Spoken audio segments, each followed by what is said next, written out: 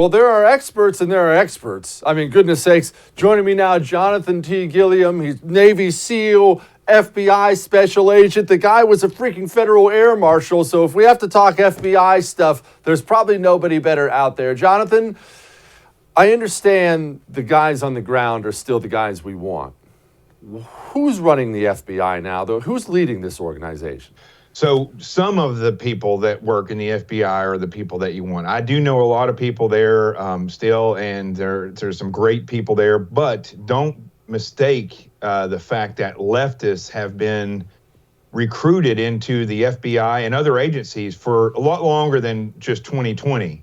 And I remember when I was in the academy, when in the FBI academy, when we're the senior class, then the new class that comes in, we escort them and show them around and park their car. We literally park their car and take their clothes, put them in their room, and then they go in and have a brief. And it's like something out of a movie, because you walk into like the main classroom and your name is there, and so it's just like this motivation building thing.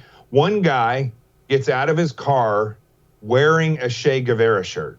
Now, at the time, I just chalked that up as an idiot, because this was 2005, right? So I really didn't think anything about it. I just came out of the military, out of SEAL teams. I went straight into the Air Marshals and then did contracting for Homeland Security.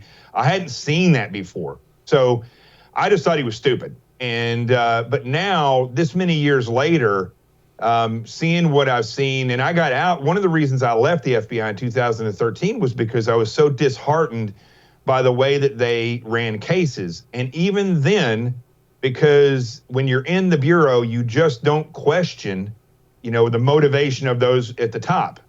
And so once I got out, and it didn't take long, it took about 6 months and a couple of good sources, where I started to realize that Marxism, socialism, communism, whatever you want to call it, the left was taking over. And I think Donald Trump coming into office exposed all of that, because he wasn't in the plan. And so it forced all these people to come out to the point where they don't even care anymore. They think what they think is normal, to where FBI agents are taking a knee at Black Lives Matter parades. So it starts from the top, but it really started with recruiting, I would have to say. All right, I'm glad you brought that up again, because I wanted to circle back to that. We're recruiting these leftist scumbags into the FBI. Who's the we? Who's doing the recruiting, and why are they recruiting these guys? It's best to start with when. I think when, believe it or not, George Bush Sr. took over for Reagan, things started to change a little bit. And then when Clinton came into office, all the warfighters got out. They left. George Bush 43 came in. He didn't get rid of anybody who had been promoted to the top. This is the DOD, everything, really. And then once the quote-unquote war on terror began, the people who were the worst leaders in the FBI somehow all rode these magic bullets to supervisory and assistant special agent in charge and special agent in charge positions, to the point by Obama coming in office, it was full-blown executives that are leftists, but also the recruiting was really in full swing at that point. I'm really surprised that I got in when I did, but I'll tell you this, Jesse. I was told by somebody before I went in, they said, when you take the FBI test, remember, it is not written by agents, it's written by academics. So answer it like a liberal. And so there were certain questions that I answered that were not the way I would manage something. But I thought to myself, I could see the answer in there, because it was a leftist answer. And so that's what I chose, and that's how, and I flew through the test. All right, you said something else earlier it's been bothering me since you said it. It's what I've been worried about. You didn't like the way cases were being handled, so you got out. This is two parts to this. One, I'm worried our warriors like you are getting out, and now we're going to have an FBI full of soft leftist scum. Right. Two, what do you mean you didn't like the way cases were being handled? What's that mean?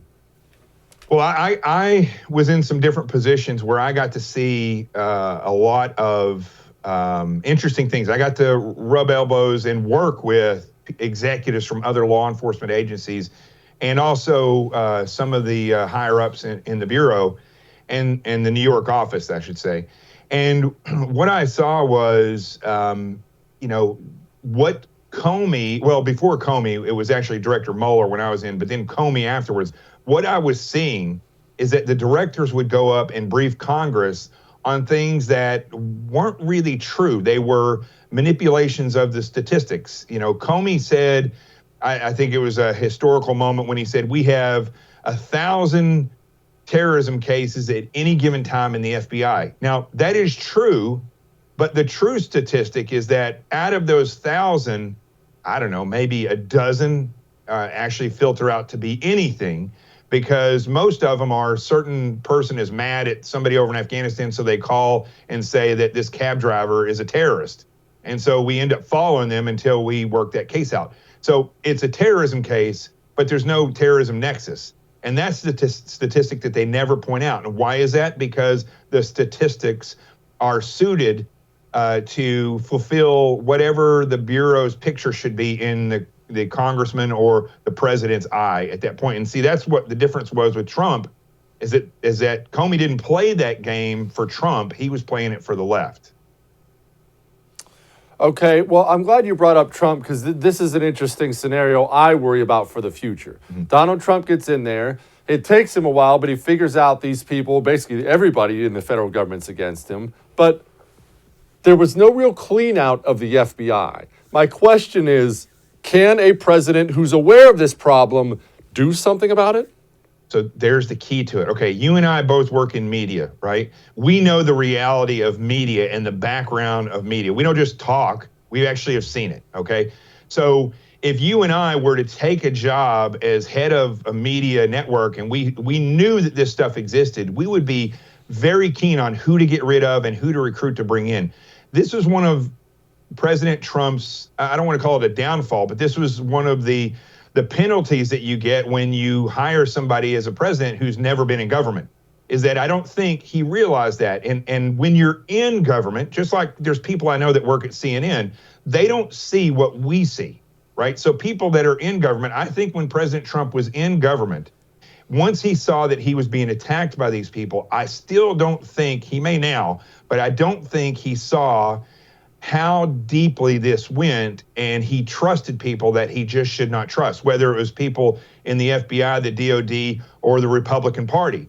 There were people that he trusted because he didn't know, and it's hard to tell when you're in there, because it's mind-boggling, Jesse, when you see the reality of how deep these people will go to get the leftist movement forward.